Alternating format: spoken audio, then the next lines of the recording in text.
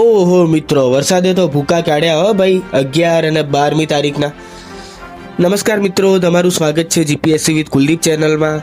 તો આપણે આજે સમાચારની વાત કરીએ તો વરસાદી માહોલ આજે કયા કયા વિસ્તારમાં આપણને જોવા મળી શકે છે, તો તેને લઈને આપણે આજે આ ખાસ વિડીયો બનાવ્યો છે મિત્રો. તો જરૂરથી જોજો આ વિડીયોને અંત સુધી જોજો, તો તમને કયા કયા વિસ્તારમાં એટલે કે તમારા વિસ્તારમાં વરસાદ આજે પડવાનો છે કે નહીં, અને પડશે તો કેટલો પડશે, તો આ તમામ સંપૂર્ણ માહિતી આ વિડીયોમાં આપણે જણાવીશું.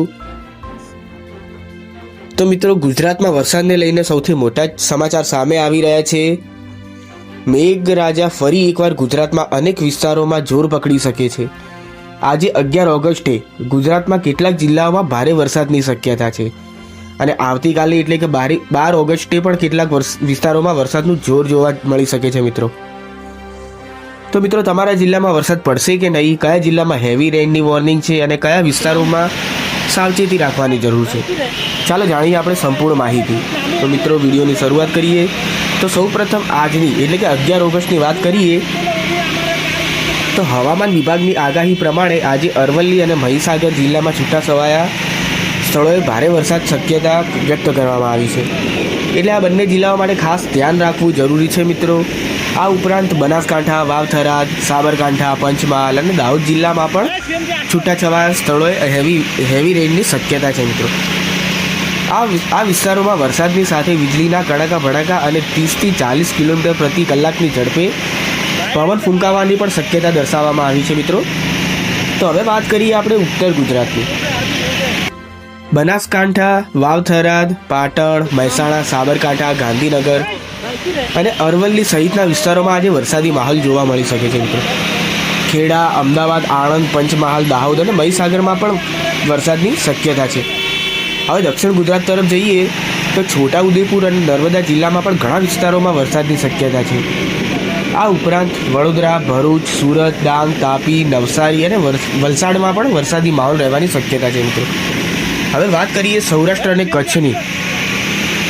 તો સૌરાષ્ટ્રમાં સુરેન્દ્રનગર, ભાવનગર અને બોટાદમાં પણ વરસાદની શક્યતા જોવા મળે છે, જ્યારે રાજકોટ, અમરેલી, મોરબી અને ગીર સોમનાથ અને કચ્છ સહિતના વિસ્તારોમાં પણ કેટલાક સ્થળોએ વરસાદ પડી શકે છે.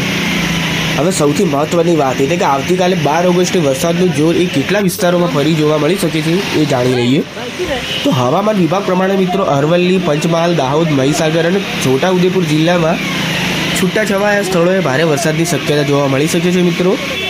આ ઉપરાંત સાબરકાંઠા, ગાંધીનગર, ખેડા, અમદાવાદ, આણંદ, વડોદરા અને નર્મદા સહિત વિસ્તારોમાં વીજળી અને ગાજવીજ સાથે વરસાદની શક્યતા છે મિત્રો. સૌરાષ્ટ્રમાં અમરેલી, સુરેન્દ્રનગર, ભાવનગર અને બોટાદમાં પણ ગાજવીજ સાથે વરસાદની શક્યતા દર્શાવવામાં આવી છે. એટલે આજે અને આવતીકાલે ગુજરાતના કેટલાક વિસ્તારોમાં વરસાદનું જોર જોવા મળી શકે છે.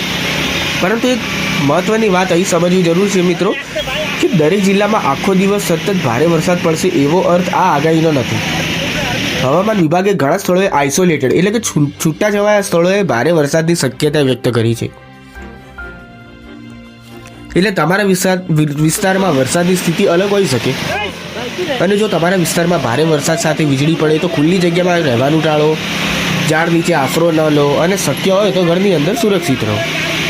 એટલે શું હોય મિત્રો, તમે સુરક્ષિત રહેશો તો પછી તમે આગળની કામ તમારું જે કરી શકજો અને દૈનિક જીવન જીવી શકશો, અને ના હોય એટલે કે મોટી આઘાતોથી બચી શકજો. એટલે તમે ઘરમાં રહેવાનું મિત્રો રાખજો. ખાસ કરીને વરસાદ દરમિયાન નદી, તળાવ, ડેમ કે અન્ય પાણીના સ્થળો પાસે જવાનું ટાળજો મિત્રો.